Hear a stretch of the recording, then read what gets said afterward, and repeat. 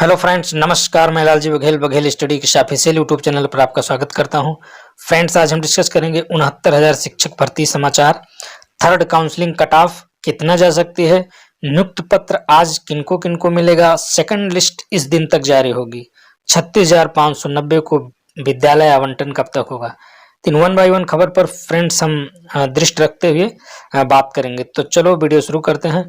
Friends, सबसे बड़ी चीज ये है कि 36,590 को विद्यालय आवंटन होने के बाद जो सीटें रिक्त बचेंगी, 31,277 और 36,590 दोनों में जो सीटें रिक्त होंगी, उसके बाद थर्ड काउंसलिंग की उम्मीद है और इसके लिए आपको प्रयास करते रहना है और एक दिन थर्ड काउंसलिंग की लिस्ट जरूर जारी होगी।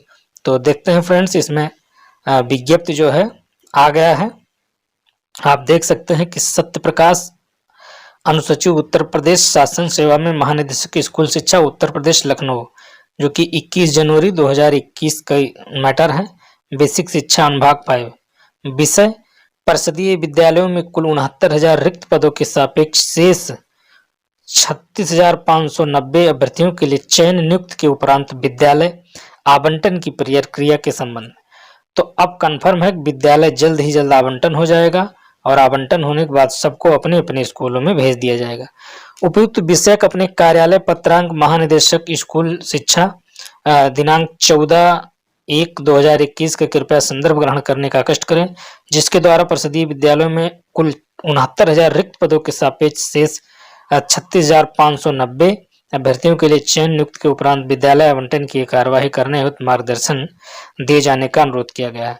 तो इस संबंध में आप देख सकते हैं कि 100% हो गया है कि 36,590 का आवंटन 27 या 28 तारीख तक 100% हो जाएगा और इनको विद्यालय आवंटन होने के बाद थर्ड काउंसलिंग, जो कि थर्ड काउंसलिंग का वेट काफी दिन से बच्चे कर रहे हैं, उसका रास्ता साफ हो गया। फ्रेंड्स, आगे अगर हम देखें, जनपद में आवंटित अभ्यर्थियों की संख्या के सापेक्ष 5 अतिरिक्त, तो इस मैटर पर जो 5 अतिरिक्त रिक्तियों को जोड़ते हुए विकल्प प्राप्त करने हेतु रिक्तियां प्रदर्शित की जाए, इस संबंध में इसलिए बुलाया गया है क्योंकि ज्यादा से ज्यादा लोग आएंगे तो जो लोग छटेंगे, उम्मीद है लगभग 400 से 500 लोग विद्यालय आवंटन के बाद भी सीटें बढ़ेंगी।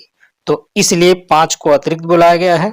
और सर्वप्रथम शिक्षक विहीन विद्यालय, सबसे पहले शिक्षक विहीन विद्यालय को ध्यान दिया जाएगा, फिर एकल विद्यालय को, और उसके बाद तत्पश्चात जो रिक्तियां बचेंगी तो एक विद्यालय में 2 शिक्षकों की व्यवस्था की जाएगी। अर्थात अब की बार जो मेल कैंडिडेट है, अर्थात मेल अभ्यर्थी हैं, उनको भी अपना विद्यालय चूज करने का मौका मिलेगा। इसके पहले 31,277 में केवल फीमेल कैंडिडेट को विद्यालय चूज करने का मौका मिला था, लेकिन यहाँ जो है मेल कैंडिडेट को भी जो है विद्यालय चूज करने का मौका मिलेगा। अर्थात उनको अपने नजदीकी विद्यालय या उनके पसंद के विद्यालय उनको आवंटित किए जाएंगे। तो इसमें पेपर में भी ये न्यूज है फ्रेंड्स, जिसमें आप देख सकते हैं कि 58,285 शिक्षकों की जिलों में तैनाती 25 से मिली बड़ी राहत, परिषद सचिव ने जारी किया कार्यक्रम। अब इसमें देख सकते हैं कि 36,590 नव चयनित शिक्षकों का मूल स्कूल आवंटन 25 व 27 जनवरी को और 21,695 शिक्षक 27 और 28 को कारमुक्त होकर 29 व 30 में ज्वाइन करेंगे। यहाँ हम बात कर लेते हैं कि 21,695 क्या है। तो 21,695 वो स्टूडेंट हैं जो अभ्यर्थी अंतर जनपदीय तबादला से किसी विद्यालय में चयनित होना है, तो उनको पहले कारमुक्त होगा, कारमुक्त करने के बाद 29 व 30 को ज्वाइन करना।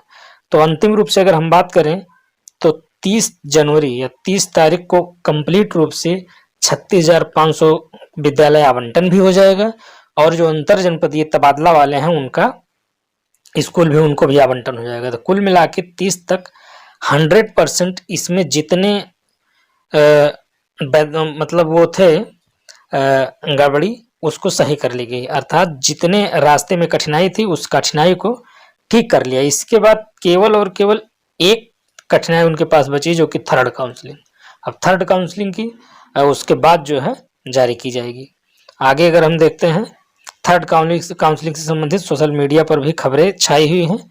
आज से थर्ड काउंसलिंग की मांग 67/8/67 से बचे शेष सभी रिक्त पदों पर एक नई सूची जारी की जाए। अर्थात यहाँ ये कहना चाह रहे हैं लोग कि थर्ड काउंसलिंग ना कहकर अब इसको नई सूची कहा जाए।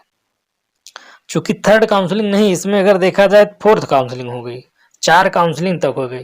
तो अगर हम थर्ड काउंसलिंग की मांग करते हैं तो गवर्नमेंट थर्ड काउंसलिंग तो ऑलरेडी करा चुकी है, तो बिल्कुल उस पर ध्यान नहीं देगी।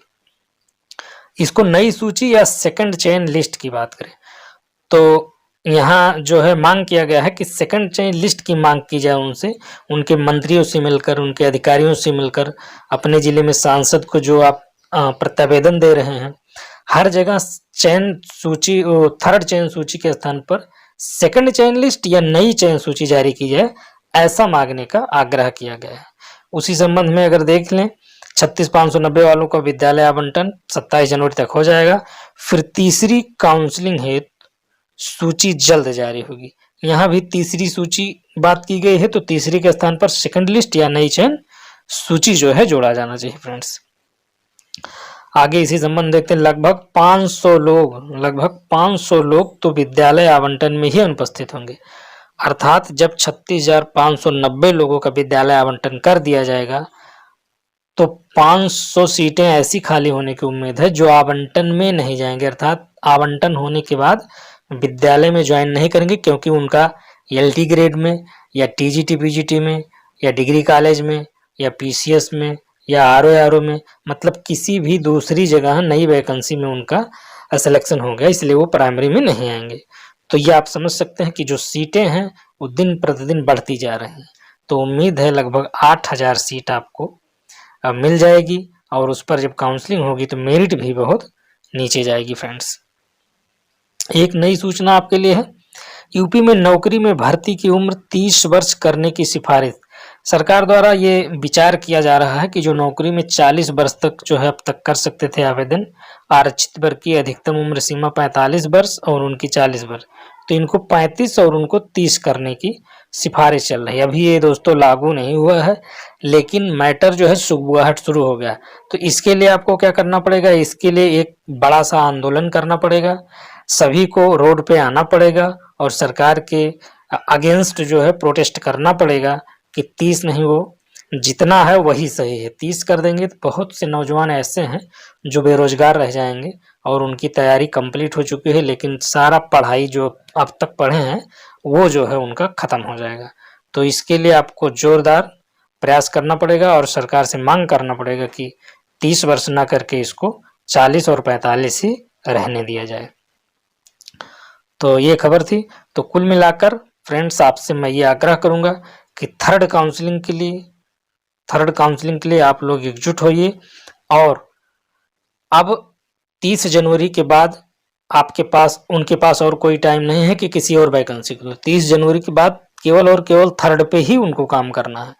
तो आपको पुरजोर कोशिश करके ज़्यादा से ज़्यादा संख्या बल में लोग पहुंचकर अपने मंत्रियों को, सांसदों को और बेसिक शिक्षा मंत्री माननीय सतीश चंद्र द्विवेदी को ज्ञापन दीजिए और उनको बताइए कि अब सारे जो मैटर थे क्लोज्ड हो गए हैं, केवल और केवल थर्ड काउंसलिंग बची है, उस पर अब काउंसलिंग करा लिया जाए। और अगर थर्ड काउंसलिंग होगी तो अगर मेरिट की बात करेंगे फ्रेंड्स, तो मेरिट कम से कम एक गुणांक जरूर मेरिट गिरेगी, चूंकि 8 से 9,000 सीट अगर खाली होगी तो एक गुणांक गिरना ही है। तो ओबीसी, जनरल, एससी में सब में जो है एक गुणांक मेरिट जरूर गिरेगी।